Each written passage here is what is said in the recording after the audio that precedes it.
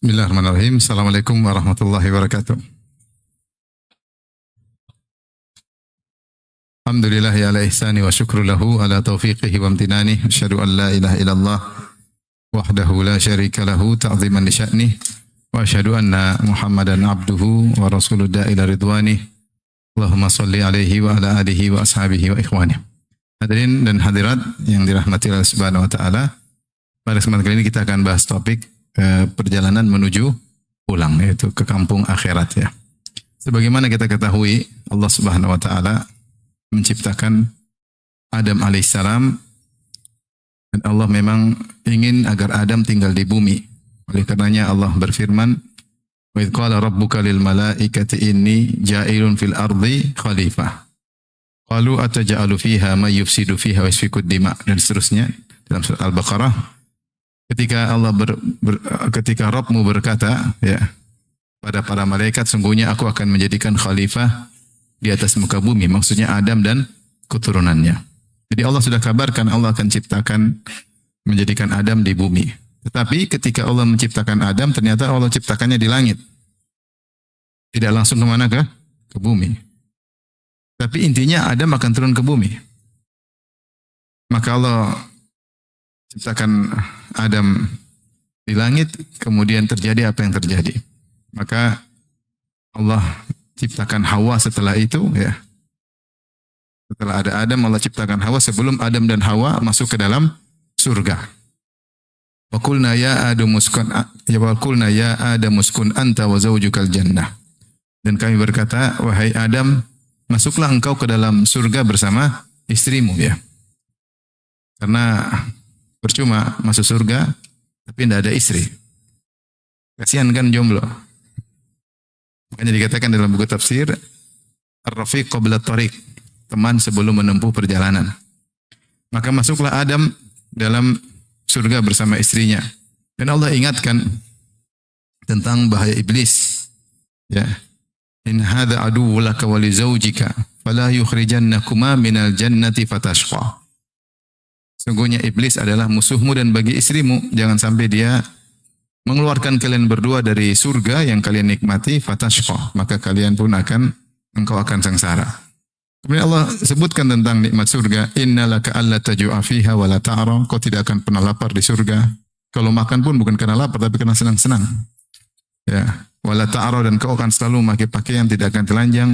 Wa annaka la tathma'u fiha wa la tadha, dan kau akan tidak kepanasan di sana, sejuk, menyenangkan, dan kau tidak akan kehausan. Tidak akan kehausan dan tidak akan kepanasan.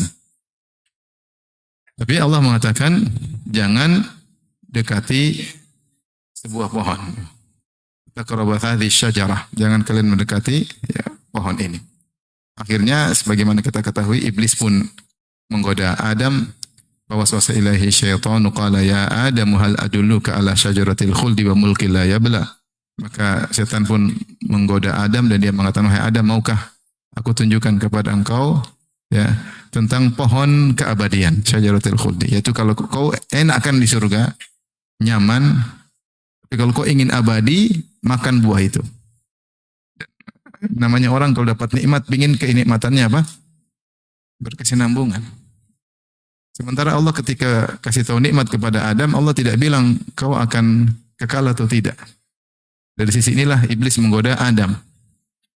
Ada poin yang masih Adam penasaran apakah dia memang akan kekal atau tidak, maka iblis merayu. Kau nyaman kan di surga, kalau gitu makanlah syajaratil khuldi, makanlah dari pohon keabadian. Al adulluka ala syajaratil khuldi wa mulkin la yablah, dan dapat kekuasaan yang tidak akan sirna. Ya. Akhirnya fa'akala minha. Akhirnya mereka berdua makan, Adam dan apa? Hawa. Fabadat lahuma sawatuhuma. Kemudian kelihatanlah aurat mereka berdua. Wa tafiqa yakhsifani alaihima mi waraqil jannah. Mulailah mereka mengambil daun-daun pohon di surga, kemudian mereka tutupin. Akhirnya Allah mengatakan, turunlah kalian berdua ke bumi. Perhatikan di sini, kalau kita Allah ketika ingin menciptakan Adam, Allah bilang ke malaikat, Adam diciptakan untuk tinggal di mana? Di bumi. Tapi ternyata Allah ciptakan Adam di langit dan Allah suruh Adam masuk surga terlebih dahulu. Setelah merasakan kenikmatan surga, kemudian Adam melakukan kesalahan dan dia minta ampun. Wa asa Adamu rabbahu faghawa. Dia bermaksiat kepada Allah Subhanahu wa taala. Tsumma jatabahu rabbuhu fataba alaihi wa hada. Kemudian Allah terima tobatnya dan Allah beri petunjuk kepadanya dan kemudian Allah turunkan dia karena kesalahannya. Akhirnya Adam tinggal di bumi. Agar kita sadar bahwasanya bumi ini hanyalah tempat sementara. Bahwasanya kampung seorang mukmin yang sungguhnya atau kampung manusia sungguhnya adalah surga yang pernah ditempati oleh nenek moyang mereka semua, yaitu Adam dan Hawa. Maka dari sinilah mulai kisah perjalanan menuju pulang. Bahwasanya kita di dunia ini sedang bersafar menuju ke kampung sesungguhnya, yaitu kampung apa? Akhirat, yaitu surga yang pernah ditempati oleh Adam. Jadi ini pendapat mayoritas ulama bahwasanya surga yang pernah ditempati oleh Adam dan Hawa nenek moyang kita, itulah surga yang akan didatangi oleh kaum mukminin ketika mereka masuk surga. Bukan surga yang berbeda. Adapun dalil akan ini diantaranya ya dalam hadis kata Nabi sallallahu alaihi wasallam, yajma'ullahu tabaraka wa ta'ala an-nas. Allah mengumpulkan pada hari kiamat seluruh manusia. Fayakumul mu'minuna hatta tuzlafa lahumul jannah. Maka berkumpullah kaum mukminin sehingga surga didekatkan kepada mereka. Allah mengatakan wa uzlifatil jannatu lil muttaqina ghairu ba'id. Dan surga didekatkan sebagai bentuk pemuliaan kepada kaum mukminin sehingga mereka enggak usah capek-capek, surga yang didekatkan oleh Allah kepada mereka. Fayatuna Adam, maka orang beriman sudah dipersilahkan masuk surga, maka mereka datang kepada Adam. Mereka berkata, ya abana, wahai ayah kami, wahai nenek moyang kami, istaftih lanal jannah.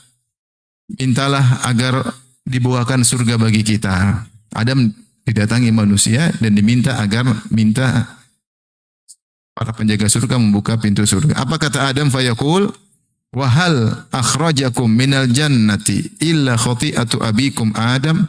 Bukankah yang mengeluarkan kalian dari surga adalah kesalahan nenek moyang kalian Adam? Itu Adam ingin bilang, bagaimana saya mau buka surga wong saya yang mengeluarkan kalian dari surga. Ini surga yang dulu saya pernah tempati, kemudian saya keluar, gimana saya mau buka lagi? Saya tidak layak. Karena yang membuat kalian keluar dari surga adalah siapa? Kesalahanku. Seakan-akan Adam berkata, seandainya tidak bersalah, kalian akan tinggal di surga. Tapi karena saya bersalah, maka saya keluar dari surga dan akhirnya pun kalian keluar dari surga. Ini dijadikan dalil oleh para ulama bahwasanya surga yang pernah ditempati Adam itulah surga yang akan didatangi oleh kaum mukminin. Dalam hadis yang lain, Musa berkata, terjadi debat antara Nabi Musa dengan Nabi Adam. Ya Rabbi arina Adam alladhi akhrajana wa nafsahu minal jannah. Ya Rabb, tunjukkanlah kepada kami Adam yang telah mengeluarkan kami dan dirinya dari surga. Fa'arahullahu Adam, maka Allah munculkan Adam kepada Nabi Musa. Faqala anta abuna Adam, kata Musa alaihissalam, engkau bapak kami, nenek moyang kami Adam. Faqalahu Adam, na'am, iya, saya nenek moyang kalian. Musa berkata, anta alladhi nafakhallahu fika min ruhi.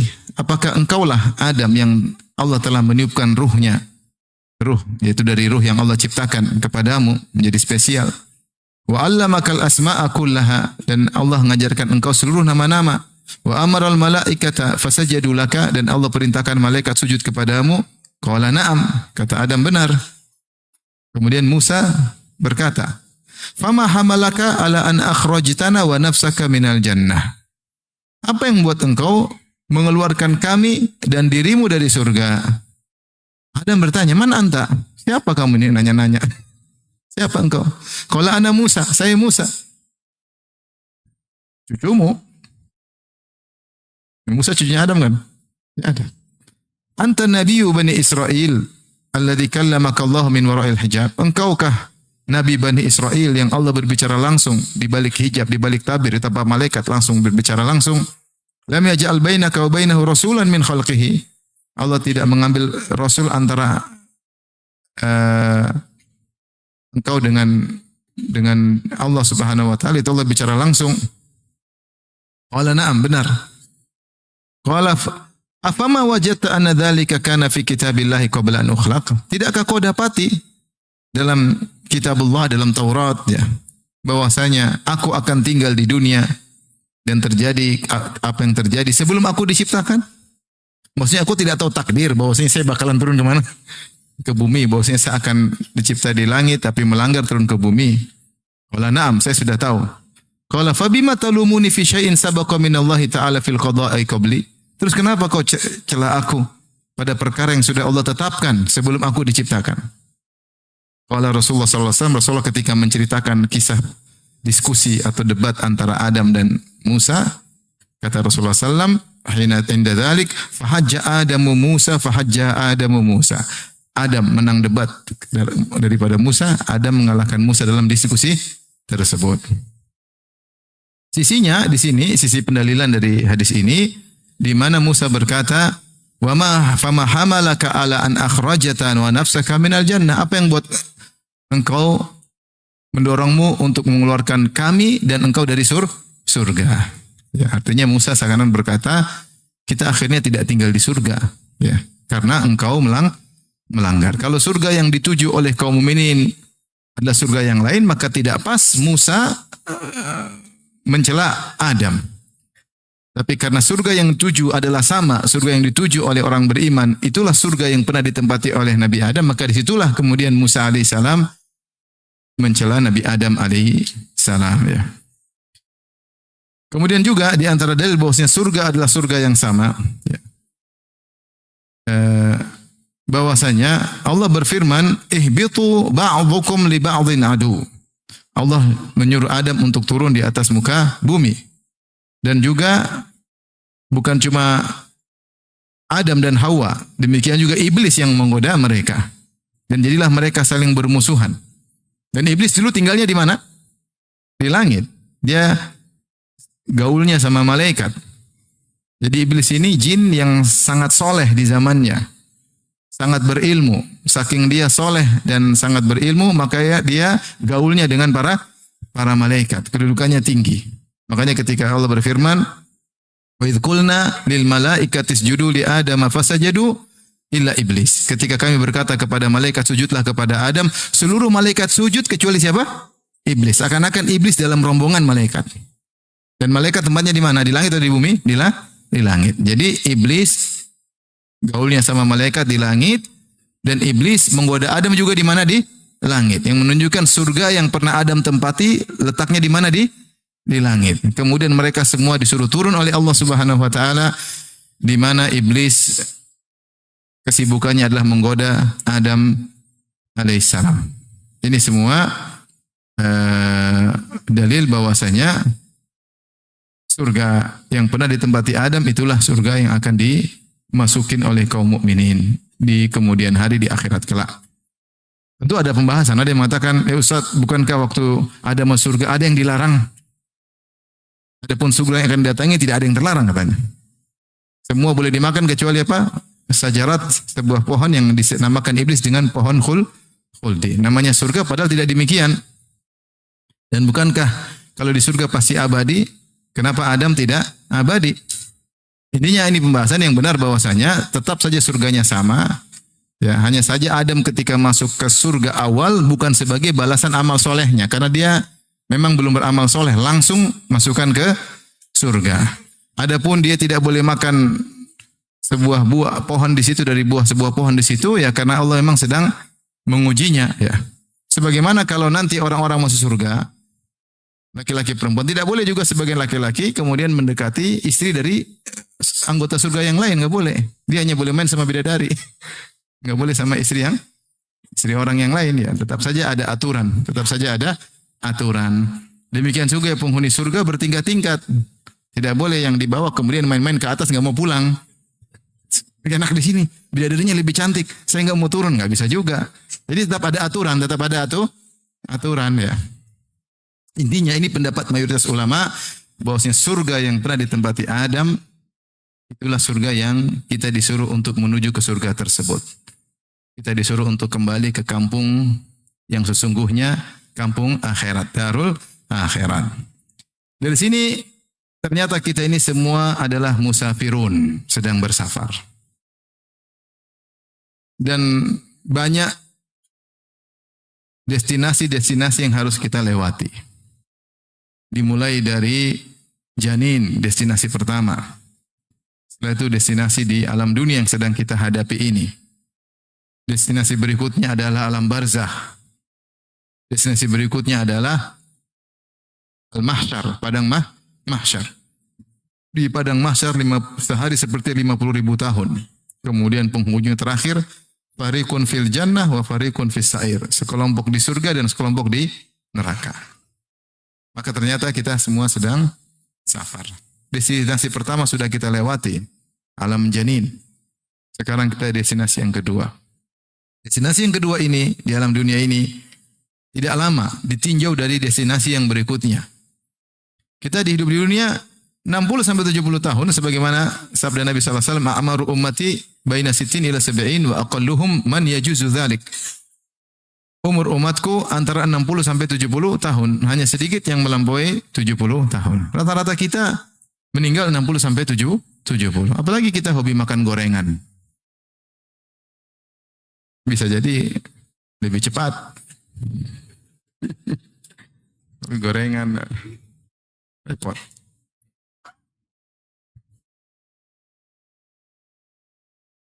Terus yang lebih dari 70 sedikit.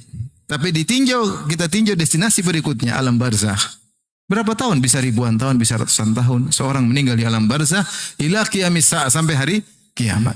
Entah berapa tahun, di antara nenek moyang kita ada yang sudah ribuan tahun di alam barzakh. Ada yang baru ratusan tahun. Jelas jauh lebih lama daripada keberadaan dia di atas muka bumi ini. Kemudian setelah itu dibangkitkan di padang mahsyar yang sehari seperti 50.000 tahun. Fi yaumin kana miqdaruhu 50 alf sanah. Di hari yang ukurannya seperti 50.000 tahun. Setelah itu surga dan neraka abadi tanpa ada penghujung. Dari sini kita tahu bahwasanya destinasi kita di dunia dibandingkan dengan lamanya di alam barzah, lamanya di alam padang mahsyar, kemudian surga dan neraka, maka 60-70 sangat sebentar. Sangat sebentar. Tetapi sebentar inilah yang merupakan tempat kita mengumpulkan bekal sebanyak-banyaknya. Menuju kepada destinasi berikutnya yang sangat membutuhkan bekal tersebut. Jadi kita sedang musafir dan kita sedang mengumpulkan bekal yang banyak untuk masuk pada destinasi-destinasi berikutnya. Dan di antara ayat yang mengisyaratkan akan hal ini, firman Allah Subhanahu wa taala tentang haji, kata Allah Subhanahu wa taala, "Wa tazawwadu fa inna khairaz zadit taqwa." Berbekallah kalian kalau kalian berhaji, kata Allah Subhanahu wa taala. Jangan berhaji tanpa bekal, harus ada bekal agar tidak merepotkan orang lain. Kalau kalian punya bekal, harus bawa bekal. Kalau kalian memang ahli, punya hirfah, punya keahlian untuk kerja, silakan haji. Yang penting bisa cari nafkah sendiri. Jangan minta-minta sama orang lain. Jangan mengharap belas kasih orang lain. Bahkan bekal bukan cuma bekal untuk perjalanan haji, bekal untuk yang ditinggalkan anak istri. Kata Allah, wa tazawwadu. Setelah itu Allah berfirman, fa inna khairaz zadi taqwa, dan sebaik-baik bekal adalah ketakwaan. Sebagian ahli tafsir seperti Al-Qurtubi dalam tafsirnya mengatakan ini isyarat setelah Allah menyebutkan perjalanan dunia, safar dari rumah menuju Ka'bah untuk haji, Allah isyaratkan ada safar yang lebih dahsyat. Safar menuju hari akhirat yang membutuhkan takwa. Maka Allah isyaratkan dengan firman-Nya, fa inna khairaz zadit taqwa. Sebaik-baik bekal yaitu dalam safar menuju akhirat adalah ketakwaan. Kita safar biasa butuh bekal, apalagi safar menuju apa? Akhirat. Makanya banyak ayat mengingatkan bahwasanya hidup ini cuma sebentar. Kata Allah Subhanahu wa taala, "Wa ma hadhil hayatud dunya illa lahu wa la'ib wa inna ad-daral akhirata lahiyal hayawan law kanu ya'lamun." Tidaklah kehidupan dunia ini hanyalah permainan dan senda gurau, itu sebentar. Orang main-main sebentar, tahu-tahu game over. Orang senda gurau kemudian masuk dalam keseriusan. Sebentar aja dunia, seperti orang main-main sebentar. Wa inna ad-daral akhirata lahiyal hayawan. Sungguhnya kehidupan akhirat itulah yang benar-benar kehidupan yang sesungguhnya. Dan banyak ayat Allah menamakan dunia hanyalah sebentar. Ingat, sebentar itu gunakanlah untuk mencari bekal. Jangan terpedaya. Ini bukan tempat kampungmu di alam lain. Ini hanya sekedar tempat mampir untuk cari bekal menuju destinasi yang sangat lama. Destinasi-destinasi berikutnya. Seperti firman Allah Subhanahu wa taala, Wala tamuddanna 'ainaika ila ma matta'na bihi azwajan minhum zahratal hayatid dunya linaftinahum fihi. Wa rizqu rabbika khairu wa abqa. Wahai Rasulullah, janganlah kau panjangkan matamu kepada kenikmatan dunia yang aku berikan kepada sebagian mereka, zahratal hayatid dunya, yaitu mawar kehidupan dunia. Linaftinahum fihi, yang kami memfitnah atau menguji mereka dengan mawar dunia tersebut. Allah menamakan kenikmatan dunia dengan mawar, yaitu mawar itu indah, dilihat, berwarna-warni, harum, tapi cepat layu. Cepat apa? Layu. Sebentar sudah layu. Untuk keluarin mawar, bentar lagi sudah layu. Dunia seperti itu. Dunia itu cepat layu, sebentar. Wa rizqu rabbika khairu wa abqa. Adapun rizki Rabbmu yang Allah siapkan di kampung akhiratmu, di surga, khairu wa abqa, lebih baik dan lebih kekal. Jadi mereka salah, seakan-akan Allah mengatakan mereka salah, terlalu ngumpulin harta dunia banyak-banyak, lupa untuk bekal di akhirat. Padahal dunia akan ditinggalkan. Dunia akan ditinggalkan. Allah menyatakan juga bagaimana cepatnya destinasi dunia ini. Kata Allah, "Wadrib lahum mathalal hayatid dunya kama in anzalnahu minas sama' fakhtalata bihi nabatul ard fa asbaha hashiman tadruhu riyah." Wa kana Allah ala kulli syai'in muqtadira. Kata Allah, berilah perumpamaan kepada mereka tentang kehidupan dunia. Seperti apa kehidupan ini? Seperti kama in anzalnahu minas sama', seperti air hujan yang kami turunkan dari langit. Fakhtalata bihi nabatul ard, kemudian bercampur dengan tumbuhan di atas muka bumi, maka tumbuh jadi hijau. Kata Allah setelah itu, fa asbaha tadruhu riyah. Tiba-tiba kemudian ditiup, ya, fa asbaha hashiman tadruhu riyah. Tiba-tiba menjadi kering, tumbuhan yang kering ditiup angin berterbangan. Di sini kata Al-Alusi dalam Ruhul Ma'ani, dia mengatakan Allah menggunakan kata fa asbaha hashiman tadruhu riyah. Yang tumbuhan hijau tadi yang ditumbuhkan oleh air hujan, hijau menarik dengan berbagai macam warnanya, tiba-tiba menjadi daun yang kering ditiup angin. Allah menggunakan kata fa. Fa itu menunjukkan urutan tanpa jeda. Urutan tanpa jeda, yaitu hijau lalu. Allah tidak mengatakan kemudian. Kalau kemudian ada jeda waktu. Tapi Allah menggunakan fa bukan summa untuk menunjukkan bahwasanya dunia ini cepat lalu, cepat layu. Tadinya hijau tahu-tahu jadi apa? Jadi kering. Makanya dunia disebut dengan mata. Mata adalah semua kesenangan yang akan expire. Namanya apa? Mata. Mata itu bahasa Arab artinya barang yang digunakan yang akan rusak, yang akan selesai penggunaannya. Kesenangan yang ada expire-nya. Makanya berkatalah mukmin ali Fir'aun, wa qala alladhi amana ya qaumi ittabi'uni ahdikum sabilar rasyad. Ya qaumi innama hadhihi al-hayatud dunya mata' wa innal akhirata hiya darul qarar. Kata seorang dari Bani Israel, dari keluarga Fir'aun, dari suku Kipti, yang dia beriman kepada Nabi Musa namun dia menyembunyikan imannya, takut dibunuh oleh Fir'aun dan bala tentaranya. Maka dia nasihati, dia berkata, Ya qaumi ittabi'uni ahdikum sabilar rasyad. Wahai kaumku, ikuti aku akan tunjukkan kepada jalan yang baik. Ya qaumi innama hadhil hayatud dunya mata. Wahai kaumku, sungguhnya kehidupan ini hanyalah mata. Hanyalah kesenangan yang akan apa? Expired. Wa inna darul akhirah. Wa innal akhirata hiya darul qarar. Dan akhirat itulah tempat menetap yang sesungguhnya. Darul qarar. Tempat untuk iqamah, untuk tinggal yang sungguhnya. Bukan dunia ini, dunia hanya dilewati sebentar. Di sini Allah menamakan kehidupan dunia dengan mata. Dalam ayat yang lain, mata'un qalil. Kesenangan yang sebentar. Dan kita tahu dunia memang sebentar. Kalau bukan kita yang sebentar, yang kita punya barang-barang yang sebentar. Tidak ada dunia ini yang abadi. Semuanya mata. Semua kenikmatan yang kita rasakan tidak ada yang abadi. Mobil akan rusak, rumah akan runtuh. Kalau rumahnya belum runtuh, kita yang mati dulu. Makanya Rasulullah mengatakan, ad-dunya mata, dunia itu semuanya kesenangan, tetapi bisa expire. Kemudian kata Rasulullah, wa khairu mata'id dunya al-mar'atu salihah. Sebaik-baik kesenangan yang bisa expire adalah istri yang soleha. Istri soleha bisa expire enggak?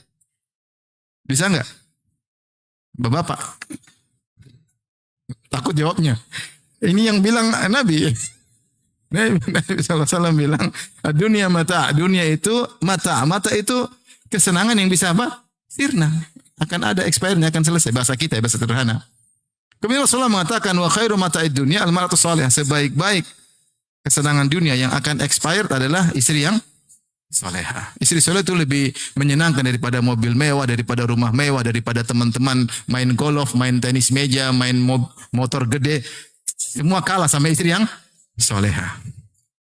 Makanya kalau ada laki-laki suka main golf, nggak suka di rumah, itu masalah dia. Ada laki-laki kerjanya main moge, motor gede, nggak pernah pulang ke rumah, berarti dia belum merasakan kenikmatan istri yang salehah. Kalau orang punya di rumah ada istri saleh, dia pengen pulang terus. Pengen video call terus. Benar atau tidak Bapak-bapak? Jangan-jangan nggak pernah merasakan. Saya tanya tadi, wanita soleha atau soleha itu bisa expire nggak? Bisa lah, jelas. Bisa. Dia mati, bisa meninggal ya. Kalau bidadari non expired. Jadi ini semua menunjukkan bahwasanya destinasi dunia cuma sebentar. Ini harus kita benar-benar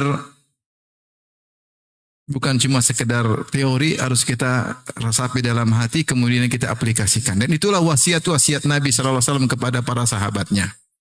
Di antara hadis yang masyhur, yang mengisyaratkan bahwasanya kita ini hanyalah musafir yang sedang berada di destinasi yang sebentar aja, adalah hadis Ibnu Mas'ud radhiyallahu taala anhu. Nama Nabi sallallahu alaihi wasallam ala hasirin. Rasulullah SAW tidur di atas hasir. Hasir itu tikar yang terbuat dari daun korma. Daun korma disalin, disulam jadi apa? Jadi tikar. Tikar sederhana. Sehingga ketika Nabi SAW tidur di situ, fa'athara ala jambihi, maka ada bekas tikar di lambung Nabi SAW. Maka Ibnu Mas'ud melihat, maka Ibnu Mas'ud kasih ide. Kata beliau, ya Rasulullah, lau takhadna laka wita'an. Ya Rasulullah, bagaimana kalau kita bikin firash untuk engkau, yaitu kasur dari kapas ya, sehingga dari kapuk sehingga lebih nyaman untuk ditiduri. Kata Rasulullah SAW mengomentari ide dari Ibnu Mas'ud tersebut. Dia mengatakan, mali walid dunia, apa urusanku dengan dunia? Innama mathali wa mathalud dunya, sungguhnya perumpamaanku dengan dunia karakibin istadhalla tahta syajarah thumma raha fatarakaha. Seperti seorang pengembara yang sedang mengembara kemudian mampir di bawah sebuah pohon untuk tidur sebentar. Tidur di bawah pohon apa bisa lama? Enggak bisa lama. Cuma untuk istirahat supaya siap-siap punya energi untuk melanjutkan perjalanan yang jauh. Thumma raha fatarakaha, kemudian dia pergi meninggalkan pohon tersebut. Di sini Rasulullah SAW mengibaratkan orang kita ini, beliau ibaratkan diri beliau, saya ini seperti pengembara yang sedang mampir sebentar di bawah sebuah pohon. Kalau cuma sebentar di pohon, ngapain mau bikin tempat tidur yang mewah-mewah cuma sebentar? Tsumaraha fatarakaha. Kemudian meninggalkan pohon tersebut. Oleh karenanya Nabi SAW ketika dia ngomong demikian, dia komitmen. Bahwasanya dia adalah orang yang paling zuhud terhadap dunia. Rasulullah SAW.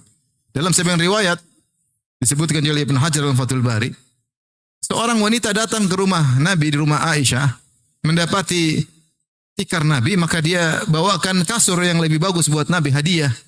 Ketika Nabi pulang, Nabi bilang, dari mana? Aisyah bilang, dari hadiah dari orang. Kata Nabi, kembalikan. Kalau saya ingin dunia, Allah akan kasih saya jadikan gunung-gunung menjadi apa? Emas. Rasulullah suruh kembalikan. Maka Rasulullah jadilah imamuz zahidin, imamnya orang paling zuhud. Karena dia mengatakan apa? Mali walid dunia, apa urusanku dengan dunia? Saya cuma perlu sedikit untuk perjalanan berikutnya ke destinasi yang lebih panjang. Oleh karena di antara dalailin nubuwah, di antara bukti bahwasanya Nabi adalah seorang Nabi, itu di antara mukjizat kalau bahasa kita. Mukjizat Nabi adalah komitmen Nabi dalam kezuhudan. Nabi selalu zuhud dari awal hidupnya sampai akhirnya. Kalau Nabi bukanlah seorang Nabi, mungkin sesekali dia senang-senang. Mungkin sesekali dia jalan-jalan, mungkin sesekali dia naik moge kalau ada moge. Rasulullah tidak pernah sama sekali. Ini dalil dia sama sekali tidak ingin dunia. Sama sekali tidak ingin dunia. Dia tidak ingin dunia sama sekali. Makanya saya sering sampaikan hadis tentang Fatimah ketika Fatimah minta pembantu kepada Nabi Shallallahu Alaihi Wasallam karena Fatimah miskin, dia harus kerja, kemudian dia memutar roha yaitu alat penggulung gandum sampai tangannya majalat yaduha sampai tangannya menjadi pecah-pecah dan ngapal, ya. Tidak halus lagi sebagaimana wanita yang biasanya. Kemudian dia tahanat, dia pun menumbuk biji-biji korma untuk dijadikan makanan bagi ternak, kerjaan beliau Fatimah. Kemudian dia membuat adonan, kemudian dia membuat roti, dia bakar di tungku hatta atharat fi wajhiha sampai wajahnya kena panasnya api. Tidak halus seperti wanita-wanita zaman sekarang, minikur pidikur. Apalagi apa istilahnya kalau wajah itu? Skincare. Apalagi ada istilah buat wajah apa? Facial. Masya Allah. Glowing, kinclong. Wajah beliau kena api. Kemudian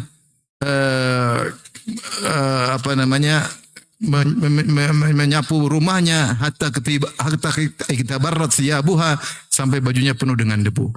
Kemudian dia angkat air hatta asarat fi raqabatiha, ya, atau fi unuqiha, dia angkat air dengan kirbah sampai ada bekas di lehernya. Itu Fatimah, wanita penghuni surga, sayyidatu ahlil jannah, pemimpin wanita surga. Siapa?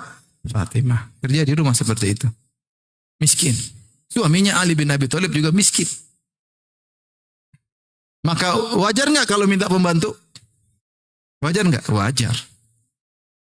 Bapaknya pemimpin kota Madinah. Kalau dalam peperangan dapat ghanimah yang banyak. Maka akhirnya dia minta kepada Rasulullah sallallahu alaihi wasallam. Tadinya datang minta, malu, akhirnya Rasulullah bilang, "Ada apa, Nak?" Kata dia, "Enggak, saya cuma mau salam sama engkau, pulang lagi." Malu. Minta pembantu, malu. Akhirnya kedua dia ketemu Nabi minta pembantu, ternyata Nabi enggak ada, dia sampaikan ke Aisyah. Akhirnya Aisyah kasih tahu Nabi, Nabi SAW datang ke Fatimah. Ternyata Rasulullah tidak kasih pembantu. Rasulullah bilang apa? Bagaimana saya mau kasih pembantu? Budak. Sementara ahlu sufa kelaparan. Ada sahabat banyak yang kelaparan di belakang masjid. Tinggal di mulhak dengan masjid, ya. Maka mending budak ini saya jual, kemudian hasilnya saya sedekahkan buat orang-orang miskin. Malah disuruh zikir. Kata Nabi, idza awaituma majja'akuma sabbihallah salatan wa salasin wahmadahu salatan wa salasin wa kabbirahu arba'an wa salasin. Kalau kalian berdua mau tidur, maka bertasbihlah 33 kali, bertahmidlah 33 kali, bertakbirlah 34 kali, fa inna dzalika khairun min khadim. Itu lebih baik daripada pembantu. Enggak dikasih pembantu. Saya bilang kalau saya di posisi Nabi, sementara Fatimah putri paling bungsu minta pembantu, saya kasih 10. Bagaimana tidak, Fatimah putri paling bungsu. Dan saudara-saudaranya semuanya meninggal. Keluarga Nabi dan Khadijah dengan 6 anak, yang tersisa cuma Nabi dengan Fatimah. Sampai Fatimah diberi gelar Ummu Abiha, ibu bapaknya sendiri. Artinya apa? Karena Fatimah ketika semua sudah meninggal, dia menempati kedudukan Khadijah. Dia yang ngurus Nabi SAW. Kalau Nabi sakit, dia jenguk Nabi SAW. Ketika Nabi dalam perang Uhud, beliau terluka. Yang ngurus bukan istri-istri Nabi, yang ngurus Fatimah radhiyallahu taala anha. Dia yang bersihkan luka di wajah Nabi SAW. Rasulullah sangat sayang kepadanya. Bukankah ketika Rasulullah di Mekah, kemudian Rasulullah SAW diganggu oleh Uqbah bin Abi Mu'aid. Rasulullah sedang sujud, maka Uqbah bin Abi Mu'aid taruh kotoran. Salal jazur, yaitu isi perut onta, usus-ususnya, kotorannya taruh di atas pundak Nabi. Nabi sujud, enggak bergeming. Maka ada yang lapor sama Fatimah. Fatimah, ayahmu digitukan. Maka Fatimah datang, Fatimah bersihkan. Antum bayangkan. Antum seorang da'i lagi dimaki hina-hina orang. Dan ketika itu Abu Jahal Cias lagi ketawa-ketawa. Terbahak-bahak sampai badan mereka sempoyongan saking terbahak-bahak. Terus putri kita datang si kecil, bersihkan. Oh, itu benar-benar luar biasa. Setelah itu Fatimah sendiri masih remaja. Dia hadapin Abu Jahal Cias, dia maki mereka habis-habisan. Setelah Rasulullah habis sholat, Rasulullah angkat tangan. Allahumma alaika bi Quraisy. Ya Allah, binasakan Quraisy. Mereka takut. Jarang-jarang Nabi mendoakan keburukan. Biasanya Nabi mengatakan beri hidayah kepada mereka. Kali ini enggak. Kata Nabi, Allahumma alaika bi Quraisy. Ya Allah binasakan Quraisy. Allahumma alaika bi Abi Jahal. Ya Allah binasakan Abu Jahal. Mereka semua dengar doa Nabi. Alaika bi Uqbah bin Abi Mu'aid. Rasulullah sebutkan 7 orang. Binasakan si fulan, si fulan, si fulan, si fulan. Semuanya tewas di perang Badar. Tapi siapa yang menolong Nabi ketika itu? Putrinya Fatimah radhiyallahu anha. Nah, si kecil ini sekarang minta pembantu. Kira-kira kalau kita jadi Nabi kasih berapa pembantu? 20.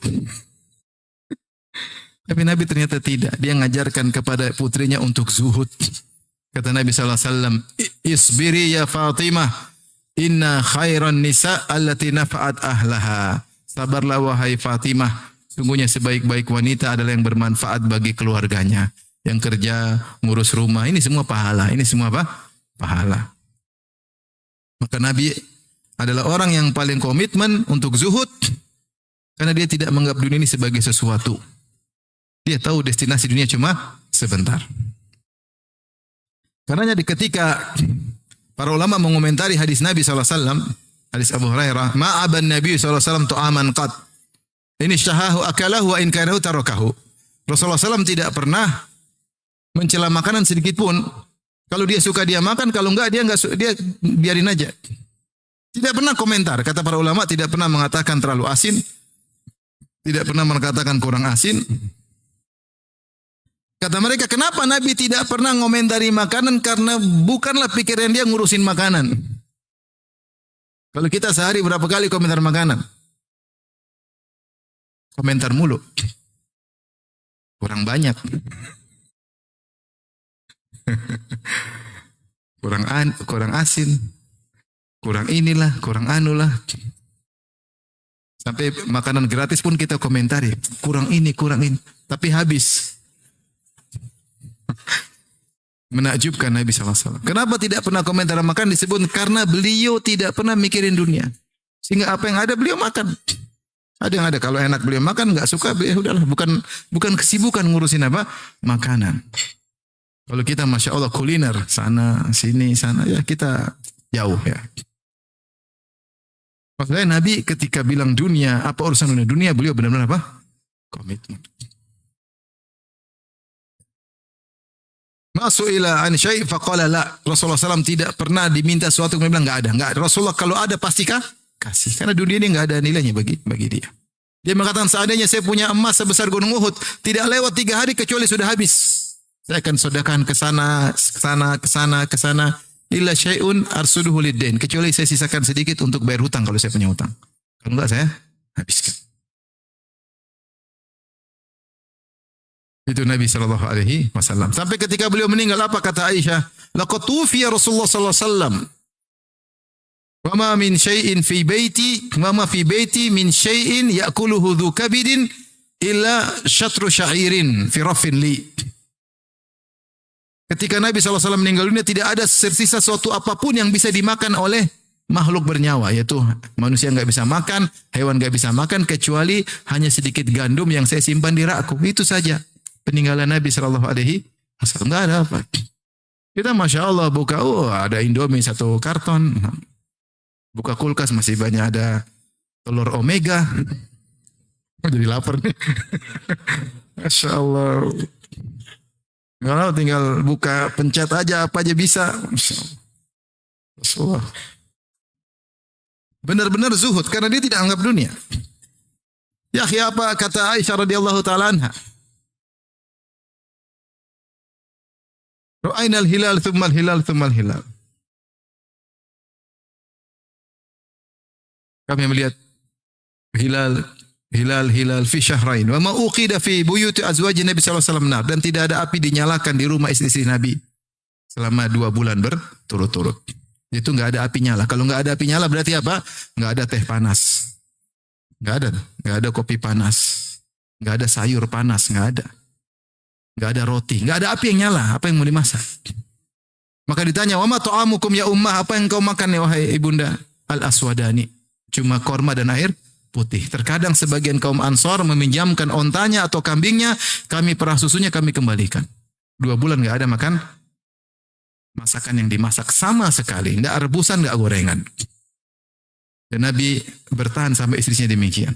Oleh karenanya ketika istrinya sempat kejadian minta tambahan uang dapur, maka Rasulullah bilang, kita cerai, nggak bisa. Hidup sama saya harus sabar. Disebutkan, ini namanya ayatul takhir dalam surat Al-Ahzab. Ketika suatu hari Rasulullah banyak futuhat, banyak peperangan yang dapat ghanimah. Rasulullah mengatakan ghanimah tersebut didapatkan oleh sebagian sahabat, kemudian diberikan kepada istri-istri mereka, maka istri-istri Nabi melihat ada istri-istri sahabat yang dapat harta agak banyak, maka mereka sepakat minta tambahan uang dapur bahasa kita kepada Nabi. Maka Nabi pun sedih. Maka Nabi tinggal di Mashrubah, satu tempat yang sederhana. Semua rumah istrinya dia tidak datang sama sekali. Hampir sebulan. 9 istrinya dia tidak datang sama sekali. Kenapa? Ini bersepakat minta tambahan uang dapur. Sampai sahabat nangis. Antum bayangkan antum punya ustadz, istrinya 4, ustadznya tidur di masjid. Nangis nggak antum? Ada yang bilang rasain lu katanya. Sahabat nangis ketika itu. Karena mereka peduli dengan Nabi SAW, ini cerai atau tidak. Istri 9 gak ada yang datangi. Rasulullah tunggu petunjuk dari Allah Subhanahu wa Ta'ala. Istri minta tambahan uang dapur. Keluar dari batasan zuhud. Dia tentu tidak minta banyak-banyak, tapi untuk bisa sama Nabi punya standar tinggi. Maka turunlah firman Allah Subhanahu wa Ta'ala surah Al-Ahzab, Ya ayuhan nabi, kulli azwajika in kuntunna turidul hayatad dunya wa zinataha fata'alaina umatti'kunna wa usarrihkunna sarahan jamila. Katakanlah Nabi, katakan kepada istri-istrimu, kalau kalian ingin kehidupan dunia dan perhiasannya, kemarilah saya kasih. Setelah itu kita cerai baik-baik. Wa in kuntunna turidullah wa rasulahu wad darul akhirah fa innallaha adda lil muhsinati minkunna ajran azima. Tapi kalau kalian ingin akhirat, ingin surga, maka Allah siapkan ganjaran yang besar bagi orang baik di antara kalian. Semua bilang kami ingin bersama engkau wahai Rasulullah. Aisyah datang, kata Rasulullah, pilih mana? Kata Aisyah, tentu pilih engkau ya Rasulullah. Kata Rasulullah, tunggu dulu, musyawarah sama bapak ibumu. Enggak perlu ya Rasulullah. Enggak ada musyawarah. Saya pilih engkau. Subhanallah. Akhirnya mereka jadi semakin mulia karena untuk hidup bersama Nabi harus zuhud. Zuhud. Makanya ikhwan kita ya mungkin tidak bisa zuhud seperti Nabi. Tapi kalau ada api tidak nyala di rumah, 1 bulan sabar. Yang penting ada. Maksudnya, subhanallah, lihat Rasulullah. Sederhana, miskin. Dan Nabi berdoa, Allahumma rzuq ala Muhammadin kutan. Allahumma ja'al rizqu ali Muhammadin kutan. Ya Allah, jadikanlah rizki keluarga Muhammad kutan. Kutan itu kafafan, sekedarnya. Saya sampai sekarang belum berani doa dengan doa itu. Belum berani saya. Demi Allah, saya belum berani. Entah saya kuat, entah istri saya kuat, anak saya kuat, saya belum tuh kuat. Saya cuma minta kebahagiaan. Tapi minta, ya Allah, jadikanlah rizki keluarga kami pas-pasan, berat. Itu doa Nabi. Tidak berlebihan, tidak kekurangan, pas-pasan. Makanya Nabi hidup sangat sederhana. Sallallahu alaihi wasallam. Kenapa dia tahu dunia hanyalah sebentar? Makanya ketika Nabi sedang di kamar Mashrubah tadi, karena ninggalin istri-istrinya, Umar datang. Umar lihat nggak ada apa-apa di kamar, cuma ada, kalau nggak salah, idam atau yang tergantung itu udum, yaitu kulit yang disamat. Nggak ada apa-apa, tidur di atas tikar. Maka Rasulullah mengatakan, Umar berkata, ya Rasulullah, Persia, Romawi, mereka kafir tapi mereka diberi kekayaan. Doakanlah umatmu agar Allah berikan ke dunia. Maka Rasulullah marah. Afisyakin anta ya Ibn al-Khattab, kau ragu ya Ibn al-Khattab. Mereka adalah kaum yang Allah segerakan dunia bagi mereka. Walanal akhir. Untuk kita adalah akhirat. Inilah Nabi Shallallahu Alaihi Wasallam. Rumahnya sederhana. Sampai Aisyah tidur di depan. Rasulullah tidak ada space untuk sholat. Rasulullah tidur di sholat di depannya ada Aisyah. Kalau Rasulullah mau sujud, Rasulullah korek kakinya Aisyah dipegang agar Aisyah melipat kakinya. Nggak ada space. Jadi dipegang kakinya, Aisyah lipat baru Rasulullah sujud. Kalau Rasulullah sudah berdiri, Aisyah julurkan kaki lagi. Kalau mau sujud, dipegang lagi. Kenapa nggak ada space? Rumah cuma sempit, entah 6 kali 4 berapa. Kita rumah Masya Allah gede-gede, tapi nggak sholat malam. Rasulullah sendiri berkata dalam hadisnya, Arba'un minas sa'adah. Di antara 4 sebab kebahagiaan. Kata Nabi, baitun wasi'. Rumah yang luas. Benar, orang punya rumah luas sebab kebahagiaan. Tapi Nabi sendiri tidak milih rumah luas. Dia milih rumah yang sempit. Tapi itu rumah bahagia. Kenapa? Karena dibacakan Al-Quran dan hadis-hadis Nabi. Kata Allah, وَذْكُرْنَا مَا يُتْلَى فِي بُيُوتِكُنَّ مِنْ آيَاتِ اللَّهِ وَالْحِكْمَةِ. Wahai istri Nabi, ingatlah apa yang dibacakan di rumah kalian. Berupa ayat-ayat Allah dan hadis-hadis Nabi. Itulah sumber kebahagiaan. Meskipun rumah kecil, tapi kalau dipenuhi dengan ayat-ayat Allah, maka bahagia. Rumah besar, tapi nggak ada ayat-ayat Allah, sumber kesengsaraan. Sumber kesengsaraan. Ini sekedar saya tadi istitrat, yaitu saya bahas tentang bagaimana Nabi zuhud. Karena dia tahu bahwasanya dunia ini hanyalah sementara. Ini komitmen, bukan sekedar kita mungkin ngomong, pandai ngomong, prakteknya kita tidak, belum bisa seperti Nabi SAW. Dan di antara bukti kenabian Nabi, Rasulullah komitmen dengan kezuhudannya. Tidak pernah sekali-sekali senang-senang, nggak pernah. Maksudnya bermewah-mewah nggak pernah sama sekali. Karena bagi dunia tidak ada nilainya. Kemudian hadis yang menunjukkan makna ini, bahwasanya kita semua sedang musafir. Hadis masyhur, hadis Ibnu Umar radhiyallahu ta'ala anhuma. Akhadha Nabi SAW bimangkibayya. Rasulullah pegang pundak Ibnu Umar. Belum masih muda, dipegang pundaknya. Rasulullah kasih nasihat kepada seorang pemuda. Yang ketiga itu mungkin dia belum menikah, Ibnu Umar. Kata Rasulullah SAW, kun fid dunya ka'annaka gharibun aw 'abiru sabil. Kata Nabi, wahai Ibnu Umar, jadilah kau di dunia ini ka'annaka gharibun, seakan-akan kau orang asing. Aw 'abiru sabil, atau seorang yang sekedar numpang lewat, musafir yang numpang lewat. Rasulullah kasih 2 pilihan. Pilihan pertama lebih ringan. Jadilah kau seperti orang asing. Apa itu orang asing? Orang asing, orang pergi ke kotanya orang, dia tidak punya keluarga, enggak punya kenalan, enggak punya kerabat, enggak punya teman yang mengayominya, hanyalah orang asing sehingga dia tidak banyak gaul dengan orang-orang, tidak terpukau dengan rumah-rumah mewah karena dia orang asing, dia ada kerjaan sedikit kemudian dia pergi. Beda kalau orang setempat, dia pingin lama di situ, punya kenalan, ketawa ketiwi, main sana main sini. Enggak, orang asing apa? Enggak ada yang kenal dia. Enggak ada orang panggil untuk makan gorengan pagi hari, enggak ada. Enggak ada yang ngajak makan malam, enggak ada. Enggak ada yang ngajak ngobrol, enggak ada. Karena orang asing, enggak ada yang kenal dia. Sehingga bagaimana orang asing? Orang asing kan tidak nyaman situ. Dia hanya sekedar secukupnya, ada keperluan kemudian apa? Pergi. Sebenarnya mengatakan isyarat bahwasanya janganlah kau hasad, kau hanya sebentar di situ. Kau orang asing dan kau akan kembali ke kampungmu. Dunia ini asing bagimu, kampungmu di surga. Maka ambillah kebutuhanmu dan jangan terpedaya dengan rumah yang mewah, mobil yang indah. Kayak orang asing. Orang asing mana hasad sama orang? Dia enggak hasad karena ini bukan kampung dia.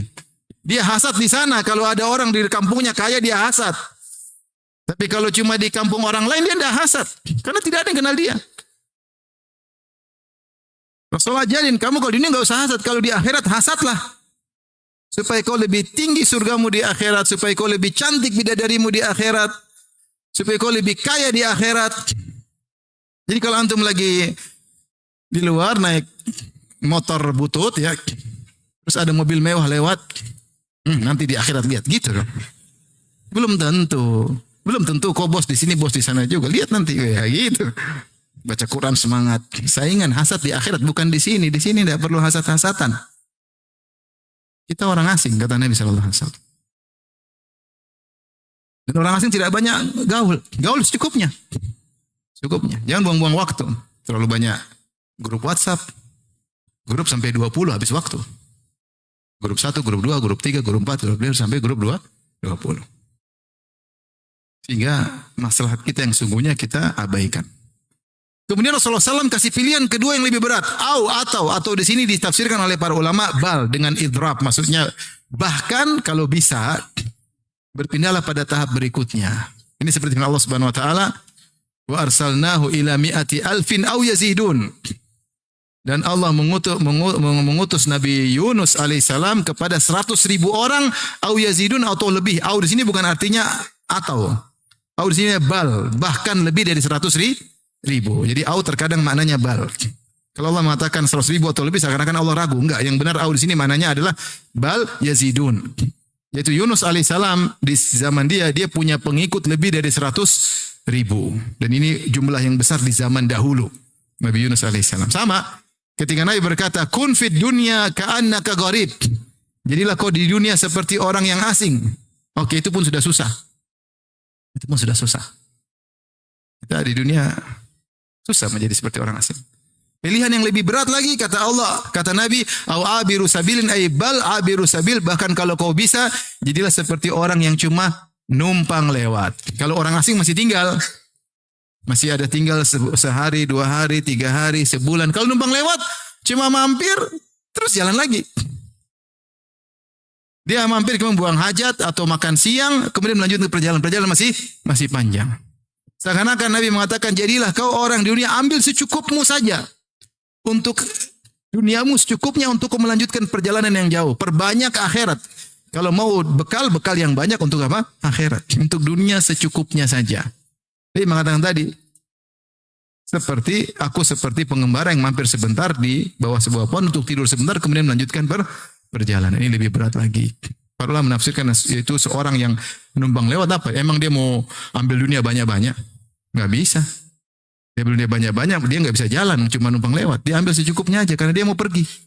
Secukupnya paling buang hajat, makan, lanjut lagi. Tidak banyak-banyak. Ini lebih berat lagi. Kita di dunia kalau bisa ngambil sebanyak-banyaknya, sebanyak-banyaknya.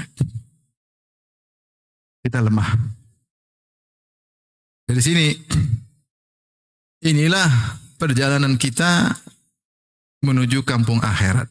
Menuju kampung kita yang sesungguhnya. Bagi orang beriman, kampungnya tadi surga. Dan perlu kita sadari bahwasanya destinasi kita di dunia hanyalah sebentar dengan sangat sebentar. Tetapi sebentar ini ternyata adalah penentu untuk destinasi berikutnya. Siapa yang di destinasi ini menjadi orang soleh, maka dia akan bahagia pada destinasi berikutnya. Siapa yang di dunia ini ternyata dia enggak benar, bekal akhiratnya sedikit, maka dia akan sengsara pada destinasi berikutnya. Suatu bait syair yang disebahkan kepada Ali Zainal Abidin, beliau berkata, safari ba'idun wazadu la yuballighani wa quwwati dha'ufat wal mautu yatlubuni. Safarku masih panjang, kata dia. Masih panjang. Dunia, alam barzah, padang mahsyar. Safarku panjang. Wazadu la yuballighani, sementara bekalku tidak akan buat aku bisa sampai sedikit. Wa quwwati dha'ufat, sementara kekuatanku semakin melemah. Wal mautu yatlubuni, sementara kematian terus mengejarku.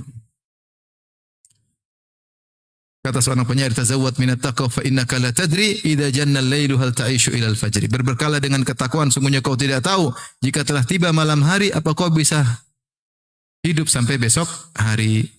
Apa kau bisa hidup sampai terbit fajar? Tidak ada yang tahu.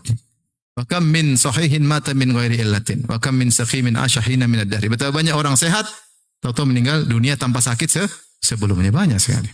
Banyak sekali. Banyak mati tiba-tiba. Lagi ngobrol tahu-tahu mati. Ada begitu. Lagi ngobrol tahu-tahu mati. Lagi sehat-sehat ketabrak mobil, ada. Lagi segar-segarnya pesawat meledak. Banyak kita nggak tahu. Jadi berbekalah dan fa inna khair wa tazawwadu fa inna khairaz zadi taqwa. Berbekalah dan sebaik-baik bekal adalah ketakwaan.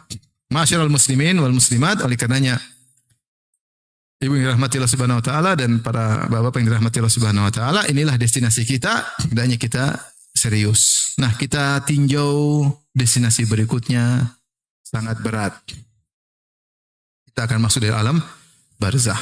Dan alam barzah, ya saya sampaikan secara singkat saja tentang destinasi-destinasi kita. Setelah kita di dunia selesai waktunya, kita masuk di alam barzah. Di alam barzah ada 3 kejadian. Yang pertama namanya adalah himpitan alam barzah, ya. Himpitan alam barzah. Setiap orang akan merasakan himpitan tersebut. Kata Nabi SAW, ya, dhammatul qabr, law naja minha la naja Sa'ad bin Mu'adz radhiyallahu anhu. Kalau ada orang selamat dari himpitan tersebut, maka pasti selamat Sa'ad bin Mu'adz. Tapi Sa'ad bin Mu'adz saja yang meninggal, ihtazza arsyur rahman, sampai arsy Allah bergetar ketika Sa'ad meninggal karena mulianya Sa'ad itu pun mengalami himpitan di alam barzakh. Itu adalah suatu hal yang dilewati seperti orang sakit di dunia akan dia lewati. Seperti sakaratul maut ada rasa sakit sebelumnya. Sama ketika masuk alam barzakh juga ada himpitan alam barzakh. Setelah itu akan ada banyak fitnah kubur. Fitnah kubur ditanya oleh malaikat Munkar dan Nakir. Aswadani azraqani, berwarna hitam dan biru. Yuqalu li ahaduhuma Munkar wal akhar Nakir. Yang satu dikatakan Munkar, yang satunya namanya Nakir. Dan Munkar artinya suatu yang asing, yang aneh, bentuknya aneh, mengerikan. Nama Munkar dan Nakir menunjukkan penampakan kedua malaikat tersebut sangat mengerikan. Maka dikatakan aswadani azraqani, hitam dan biru, mengerikan. Dan kita tahu dalam hadis-hadis bagaimana ada orang diadab kubur gara-gara tidak bersih ketika kencing, dan ada orang diadab kubur gara-gara dia namimah, mengadu domba. Dalam sebagian riwayat gara-gara dia gibah, Kata Rasulullah SAW, "Ma yu'adzabani fi kabirin bal kabir." Mereka berdua diadab bukan karena perkara besar, itu menurut mereka ini perkara ringan, padahal dia besar di sisi Allah Subhanahu wa taala. Kalau diadab kubur gara-gara cuma tidak bersih kencing atau namimah atau ghibah, bagaimana lagi dengan dosa-dosa yang lain? Mengerikan. Setelah itu dibangkitkan, maka kemudian akan dikumpulkan di padang mahsyar. Watudun syams, matahari didudukkan dalam jarak satu mil. Panas, keringat bercucuran. Panas dari matahari yang dekat dan sempitnya manusia. Panas. Sehingga ada yang keringatnya sampai kedua kakinya, ada keringatnya sampai di lututnya, ada keringatnya sampai pinggangnya, ada keringat sampai mulutnya. Kata Al-Ghazali rahimahullahu ta'ala, siapa yang di dunia sering keringat karena Allah, dia akan sedikit keringatnya kepada hari itu. Dia keringat karena berdakwah, dia keringat karena menyambung silaturahmi, dia keringat karena urusan umat, dia keringat karena sholat malam, dia keringat karena puasa, maka akan sedikit keringatnya. Siapa yang tidak pernah berkeringat karena Allah, maka dia akan sengsara pada hari tersebut. Kemudian setelah itu Rasulullah SAW sujud, kemudian minta agar Allah segera datang memulai persidangan. Wa jaa rabbuka wal malaku saffan saffa. Maka datanglah Allah, saya singkatin aja sebenarnya panjang ya, masing-masing punya pembahasan tersendiri. Allah datang dan diiringi oleh para malaikat, maka Allah mulai persidangan. Semua yang bermasalah akan disidangkan oleh Allah. Jangankan manusia, hewan yang bermasalah akan disidang oleh Allah Subhanahu wa taala. Kata Rasulullah SAW, la tu'addunnal huquqa ila ahliha hatta yuqada li syaltil jalha min syaltil qarna. Sungguh kalian akan mengembalikan hak manusia hari kiamat kelak, yaumul qiyamah. Jangankan kalian manusia, hewan, kambing yang tidak bertanduk pernah ditanduk sama kambing nakal yang bertanduk, dia akan mengkisos kambing yang bertanduk. Makanya dalam hadis Abu Dzar, ketika Rasulullah SAW melihat ada 2 ekor kambing yang saling tanduk-tandukan, tantatihan, maka Rasulullah berkata, ya, 5 tantatihan. Kenapa kedua kambing tersebut saling tanduk-tandukan? Kata Abu Dzar, la adri, aku tidak tahu. Kata Rasulullah SAW, walakin Allah yadri. Tapi Allah tahu kenapa mereka 2 saling tanduk-tandukan. Fasayaqdi bainahuma yaumal qiyamah. Dan Allah akan menyidang mereka berdua pada hari kiamat. Yaitu Rasulullah ingin bilang, jangankan kalian hewan aja disidang, apalagi kalian. Awwalu ma yuqda bainan nas fid dima. Kemudian Rasulullah yang pertama kali disidang urusan darah. Ngeri urusan darah. Yang pernah bunuh, yang pernah ini, yang pernah mukul, itu pertama disidang. Sampai orang yang pernah dibunuh, dia berdiri pegang tangan yang pembunuhnya sambil satu tangannya memegang kepalanya. Kemudian kepalanya berbicara, ya Rabbi hadza qatalani. Ya Rabbku, dia telah bunuh saya. Allah tanya, kenapa kau bunuh dia? Kalau karena jihad, karena fisabilillah, selamat. Kalau enggak, binasa hari tersebut. Semua akan disidang. Hatta latmah, satu tamparan, satu kata-kata zalim kepada orang, semua akan disidang. Semua akan disidang. Makanya hati-hati, jangan dolimin orang. Jangan makan harta orang lain. Jangan menjatuhkan harga diri orang lain. Jangan pernah mukul orang lain. Jangan pernah punya andil dalam memukul orang lain. Jangan sama sekali. Kita didolimi nggak ada masalah. Kita didolimi, kita akan ambil hak kita di akhirat. Tapi kalau kita yang mendolimi, kita binasa. Dia binasa. Kata Rasulullah SAW, "Adzulmu dzulumatun yaumal qiyamah." Bahwasanya kezaliman adalah kegelapan yang bertumpuk-tumpuk pada hari kiamat kelak. Orang akan sengsara pada hari tersebut, orang-orang yang zalim. Orang yang zalim. Mengerikan. Tapi orang yang baik akan bahagia. Intinya setelah disidang, kemudian dihisab. Dihisab. Hisab itu apa? Diaudit. Allah audit. Kau pernah begini, kau pernah begini, kau pernah begini. Semua diklasifikasikan. Ini amal soleh, ini amal buruk. Fungsinya audit. Antum kalau diaudit KPK takut nggak? KPK. Dia baru buat catatan, ketahuan. Oh ternyata kita kemarin kumpul-kumpul ketahuan. Itu baru catatan ke KPK. Gimana lauhil mahfuz? Kalau ada orang buka akun kita misalnya, kemudian dia bongkar, itu kita sudah ketakutan. Gimana lauhil mahfuz? Semua terbuka. Mengerikan. Hari yang sangat dahsyat ketika itu. Maka Allah hisab, intinya tujuan hisab adalah audit untuk mengklasifikasikan. Jadi Allah benar enggak? Benar enggak? Mau debat silakan. Enggak ada yang berani debat sama Allah. Kalau di dunia kita bisa bawa pengacara, kita bisa sogok hakimnya. Di sini mana bisa? Di Allah, di akhirat mana bisa? Saksinya malaikat, saksinya kulit berbicara, kaki berbicara. Ada catatan amal, mau lari dari mana? Enggak bisa. Dan Allah Maha tahu segalanya. Setelah itu, setelah diklasifikasikan, baru kemudian ditimbang. Dan ketika seorang dibangkitkan, sudah mulai kelihatan orang-orang kafir bagaimana dibangkitkan dalam kondisi terbalik, matanya buta, tuli, ya, bisu, ya, jalan di atas kepala, wajahnya hitam, matanya biru, ya, itu orang kafir. Pelaku maksiat dari kaum muslimin juga kelihatan. Yang suka minta-minta untuk tanpa mau kerja, malas minta-minta melulu, maka akan datang pada hari kiamat kelak. Walaisa ala wajhi muz'atul lahmin, maka wajahnya tidak ada dagingnya, dia tidak punya malu selama ini. Yang sombong akan dibangkitkan seperti ukuran semut, badannya seperti manusia. Yakshahumudzul fi kulli min kulli makan. Dihinakan dari segala arah. Dulu waktu dunia merasa sombong dengan ilmunya, dengan jabatannya, dengan kekayaannya, dengan mobilnya. Sombong bangga, hari kiamat nih kayak semut hampir diinjak-injak sama hewan-hewan, diinjak-injak oleh manusia. Selama ini merasa besar, Allah akan kerdilkan dia pada hari kiamat kelak. Yang punya istri dua tidak adil, oh miring. Saya aja sekarang kaki saya sedang sakit. Miring di dunia aja udah sakit. Apalagi miring di mana? Di akhirat. Saya kemarin ketemu kawan, istrinya 4. Saya bilang hati-hati Pak. Waktu saya ketemu dia sebelumnya istrinya 3. Saya bilang hati-hati Pak. Ya. Dia bilang Ustaz saya mau yang keempat, saya mau nikah sama orang Afrika insya Allah. Kenapa? Saya penasaran, pengen tahu anak saya seperti apa. Akhirnya saya ketemu dia lagi, baru beberapa hari lalu. Mana Pak? Jadi Afrika enggak? Hati-hati Pak. Saya saja kaki sakit, miring gak enak. Makanya Ustaz saya 4 biar seimbang katanya. Bisa aja Bapak ini katanya. Hati-hati kata Nabi SAW. Man kanat lahum ra'atani famala ila ihdahuma ja'a yaumal qiyamati wa shikuhu ma'il. Siapa yang punya istri 2 kemudian condong kepada salah satunya, datang pada hari kiamat badannya miring. Ya akhi ente kenapa akhi? Miring kenapa akhi? Ente kenapa? Istri 2. Loh saya tahu istri cuma 1, satunya saya sembunyiin.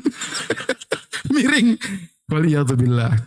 Tapi kalau adil tenang, Kalau enggak adil, miring. Kasihan. Betapa banyak praktisi poligami yang tidak adil.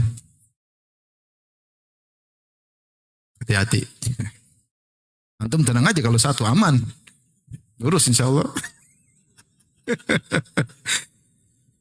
Jadi ini menunjukkan bahwasanya tidak adil kepada istri dosa besar karena diancam dengan siksaan khusus.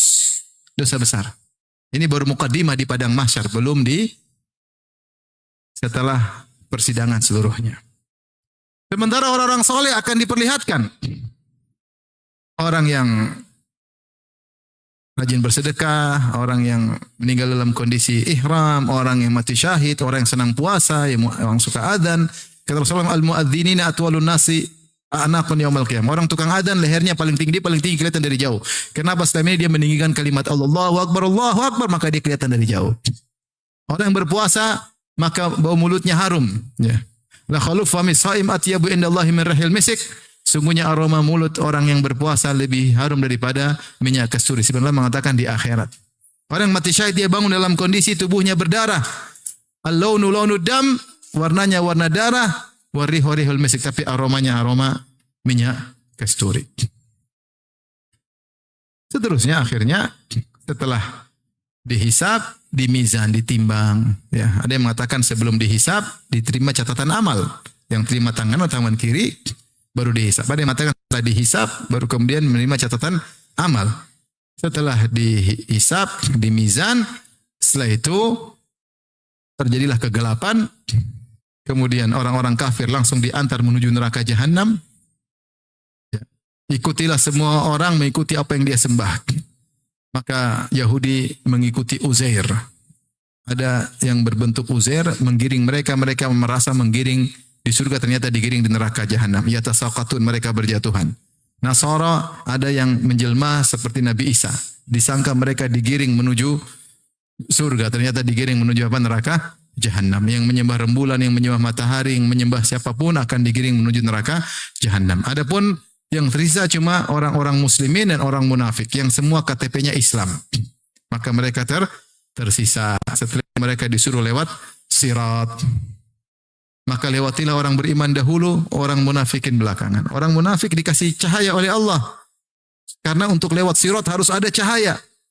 Ketika dia pegang cahaya sudah senang, tahu-tahu cahayanya diredupkan oleh Allah Subhanahu wa taala. Ketika itu orang-orang beriman berdoa, Rabbana atmim lana nurana waghfir lana. Ya Rabb kami, sempurnakanlah cahaya kami, jangan diredupkan seperti orang munafik. Waghfir lana, ampunilah kami tahu dosa kami yang membuat cahaya redup. Ampunilah kami agar cahaya kami tetap bertahan. Maka berjalanlah orang-orang melewati sirat. Orang munafik semua masuk neraka jahanam, neraka paling dasar bahkan. Orang beriman maka tiga, ada yang tercabik-cabik akhirnya jatuh ke neraka jahanam, itu orang-orang yang dosanya tidak harus orang dosanya membuat mereka masuk neraka, tapi mereka mukmin. Masih Islam. Cabik-cabik masuk neraka. Nanti suatu saat mereka akan keluar. Yang kedua tercabik-cabik ya, tetapi tidak masuk neraka. Najin. Mukardas najin. Tercabik-cabik tetapi selamat. Itu dosa-dosa mereka tidak mengharuskan masuk neraka, maka cukup dibalas ketika di atas sirat. Karena di sirat ada kalalib, ada khototif, besi-besi, ada hasakah, ada 3 model besi yang tajam-tajam. Ada yang berduri, ada yang cabik-cabik, mencabik-cabik siapa saja yang lewat di situ. Dan yang terakhir najin musallam, selamat tidak terkena cabikan besi sama sekali. Yang selamat ini macam-macam. Ada yang seperti kalbarak, seperti cahaya kilat cepat sekali terus sampai. Ada yang seperti angin berhembus, ada yang seperti kuda yang berlari cepat, ada yang seperti onta yang berlari, dan ada seperti orang yang berlari, ada yang sampai tertatih-tatih, merangkak. Dia berkata, Ya Rabbi, lima abta'ta bi. Dia merangkak. Ya Allah, kenapa kau buat aku lambat? Kata Allah, innama abta'a bika amaluk. Yang bikin kau lambat adalah amalmu sendiri. Amalmu sendiri. Di antara hal yang paling memudahkan orang untuk bisa lewat sirat dengan cepat adalah menyambung silaturahmi dan amanah. Kata Nabi SAW, akan datang rahim dan amanah ala jambatai sirat, di samping sirat. Siapa yang menyambung silaturahmi maka akan dipus untuk segera cepat. Siapa yang tidak nyambung silaturahmi ditahan di situ. Rahim tahan dia. Sama amanah. Siapa yang amanah maka akan cepat. Siapa yang tidak amanah dia akan tertahan di situ. Di situlah Nabi berkata, "Adzum dzulumatun yaumal qiyamah kezaliman." Adalah kegelapan yang bertubi-tubi. Siapa yang suka zalim, dia tidak akan dapat cahaya di atas sirat, dia akan terjatuh. Kalau enggak ada cahaya dia enggak bisa lihat. Dia jatuh masuk neraka jahanam. Hati-hati jangan zalim. Jangan zalim sama istri. Jangan suka zalim sama istri. Sakitin hati istri terus sampai istri kurus antum gemuk, enggak boleh. Kalau mau gemuk sama-sama. Jangan zalimi anak enggak diurus. Main HP mulu, anak enggak diurus, enggak diajarin agama. Zalim sama anak. Jangan zalim sama pembantu, dimaki-maki, direndahkan, dihina. Ingat dia manusia. Saudara kita sama muslim. Jangan zalim sama anak buah, jangan zalim sama supir. Ingat dia seorang muslim. Belum tentu di akhirat kita kedudukannya lebih tinggi dari dia. Belum tentu sama sekali. Belum tentu. Saya sering bilang bagaimana kita merasa lebih baik daripada pembantu. Saya punya pembantu, dia digaji, seluruh gajinya dia kirim sama ibunya. Semua 100%. Dan dalam waktu yang lama. Siapa di antara kita seperti itu? Kemudian kita merasa lebih baik daripada pembantu ini. Pembantu ini berbakti sama orang tuanya. Dia capek-capek kerja, dimarah-marahin. Semua hasilnya dia kirim ke orang tua. Jadi kita merasa lebih baik daripada pembantu kita? Belum tentu. Jangan zalim. Jangan zalim sama siapapun. Jangan mentang-mentang kita punya jabatan, kita merendahkan orang. Mentang-mentang kita punya ilmu, kita merendahkan orang. Jangan zalim. Kezaliman, inna zulma zulumatun yaumal qiyamah. Kezaliman adalah kegelapan yang bertubi-tubi pada hari kiamat. Setelah itu tinggal terakhir surga dan neraka. Surga. Begitu injak kaki di surga, alhamdulillahilladzi adhaba 'annal hazan. Semua kesedihan hilang. Ya. Semua kesedihan hilang. Maka akan mendapatkan berbagai macam kenikmatan, akan mendapatkan bidadari dan semuanya ya. Kalau istri, anak-anak soleh akan dikumpulkan oleh Allah Subhanahu Wa Taala. Kalau orang tua soleh akan dikumpulkan oleh Allah Subhanahu Wa Taala. Kebahagiaan yang tidak terhingga, abadi di surga. Ini saja yang saya sampaikan. Maka siapa yang berhasil sampai ke surga, maka dia telah pulang ke kampung halamannya. Siapa yang mampir ke neraka, dia salah pulang. Mungkin bekalnya kurang. Mungkin dia lupa tujuan dia. Tidak mikir kampung halamannya. Dia pikir cuma destinasi dunia sehingga dia lupa. Dunia terlalu dia pikirkan, lupa untuk pulang ke kampung akhirat. Kata Rasulullah SAW, mal faqra akhsha alaikum, bukanlah kemiskinan aku khawatirkan kepada kalian, innama akhsha alaikum antubsata alaikum dunya, yang aku khawatirkan jika dunia dibukakan bagi kalian. Kama busitat ala man kana qablakum, sebagaimana dunia telah dibukakan bagi orang-orang sebelum kalian. Fatanafasuha kama tanafasuha, maka kalian pun akan berlomba-lomba mencari dunia sebagaimana orang-orang sebelum kalian berlomba-lomba. Fatuhlikukum kama ahlakathum, maka dunia akan binasakan kalian sebagaimana kalian dibinasakan oleh orang-orang sebelumnya dibinasakan oleh dunia. Ingat dunia itu banyak, ketenaran, harta, banyak-banyakan, alhaakumut takatsur, kalian telah terlalaikan dari banyak-banyakan. Banyak-banyakan harta, banyak-banyakan mobil, tinggi-tinggian jabatan, banyak-banyakan pengikut, banyak-banyakan ini ngeri. Sibuk dengan dunia, tahu-tahu meninggal, game over ya. Maka hati-hati, semoga Allah menjadikan kita selalu mengingat kampung apa? Akhirat. Semoga kita pulang benar. Sampai di mana? Di surga. Amin ya rabbal alamin. Demikian saja yang saya sampaikan. Semoga bermanfaat. Kalau tidak ada pertanyaan, alhamdulillah. Kalau ada, semoga tidak ada ya.